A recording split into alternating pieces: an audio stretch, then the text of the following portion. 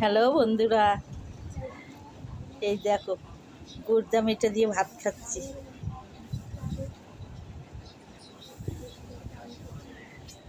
দেখো এগুলো খেতে কত ভালো লাগে বলো।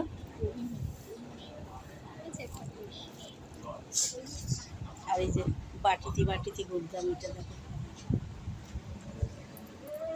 আমাদের দুপুরবেলার খাওয়া দাওয়া চলছে। একটা আলু নিই,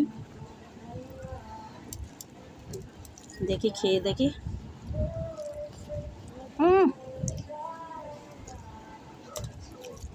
ভীষণ ভালো লাগে। মাংস ভালো লাগে না, মুরগির মাংস ভালো লাগে না, গুড়দা মিঠাই ভালো লাগে।